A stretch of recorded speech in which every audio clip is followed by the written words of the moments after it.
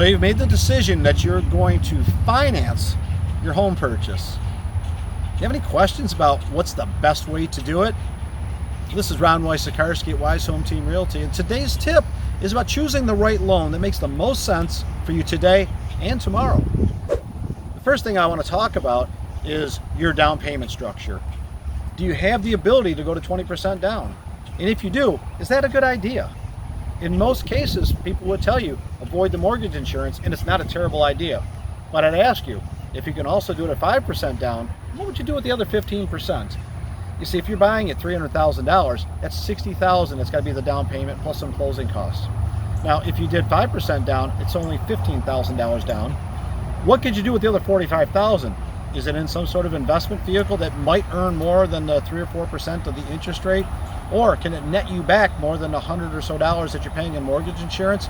So while most people would agree that putting 20% down makes a lot of sense, if you run the financial numbers and you have a financial person in your life, sometimes it makes more sense to do just the 5% down. Now, with that comes some responsibility.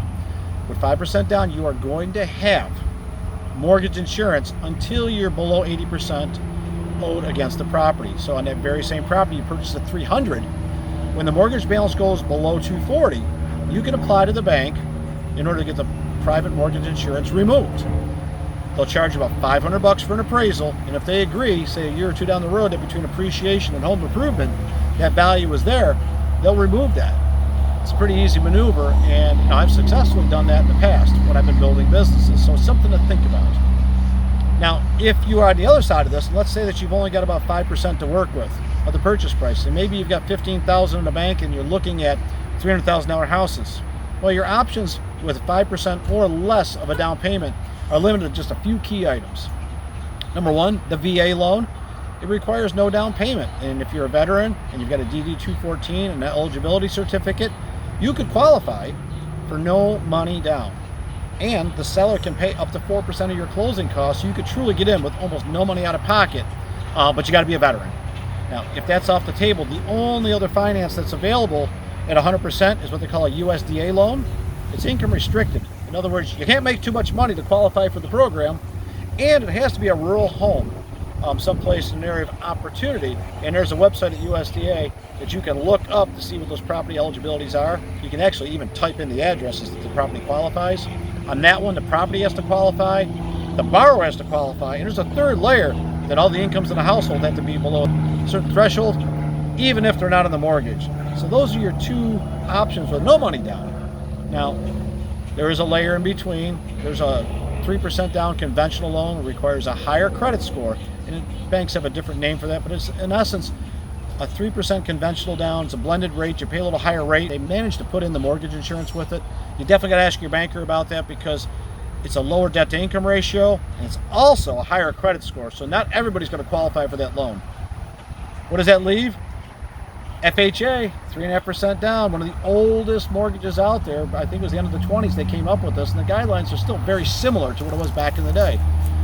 A lot of times people call it a first-time home buyer loan, but anybody can get an FHA loan. It's not age restricted. You just can't have more than one because it's an owner-occupied loan.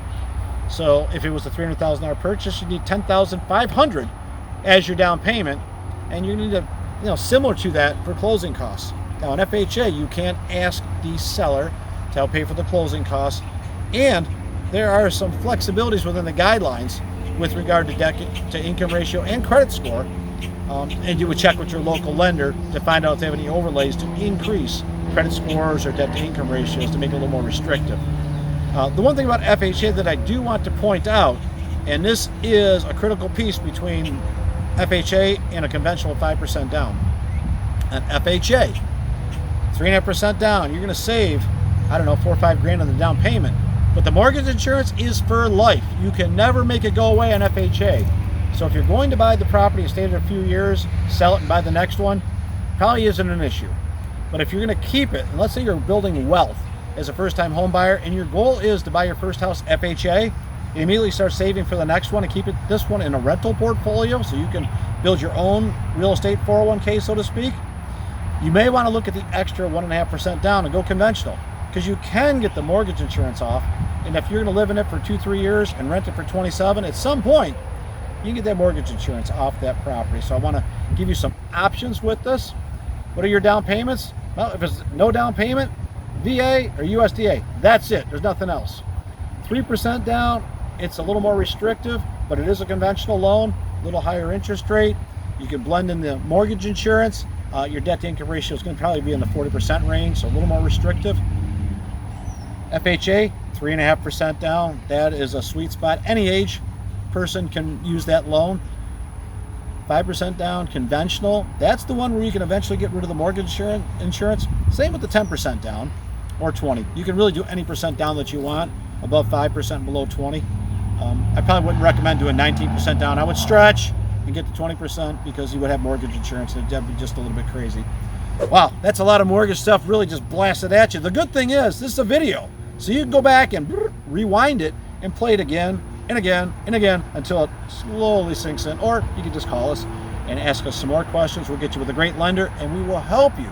No matter what your down payment is or what your strategy is, we've got a solution for you and we're excited to share that with you. So definitely put some comments below. Hopefully you enjoyed this content. And if you're not subscribing, what are you waiting for? This is Ron Wysocarski at Wise Home Team Realty.